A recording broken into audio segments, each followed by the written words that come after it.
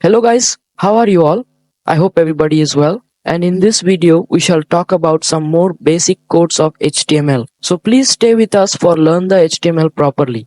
And this is the second part of HTML.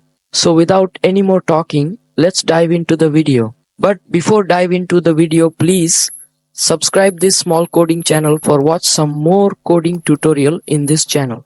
So let's go. Now we need to open the same HTML file which we did create in the previous video.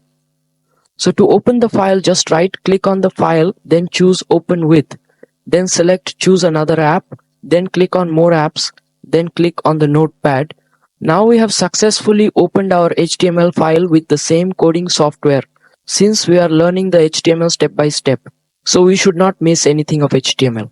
If anybody miss anything of HTML, so he should see the previous video on my channel, then he will be able to learn the HTML properly. And I hope you all are practicing the HTML for remember properly. So in every video, we shall learn more than 2 codes. So let's write the codes. Now in this video, we are going to see the main code of HTML.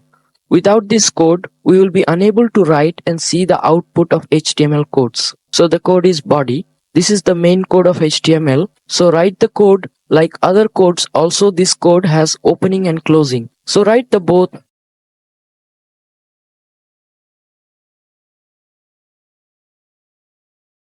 And in this code, if we write a name of any background image which we have downloaded or made in our desktop, so the picture or background will show in the output on browser.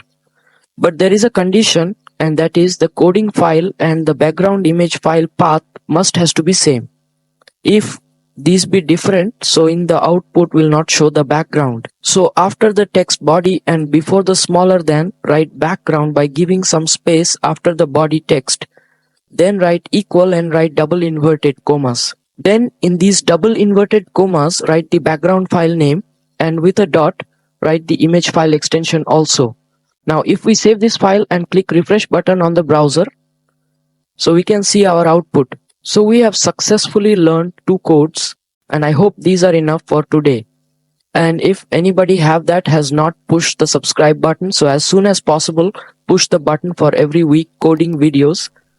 So if you feel that this video was a informative and helpful video, so please stay with us, and bye for today.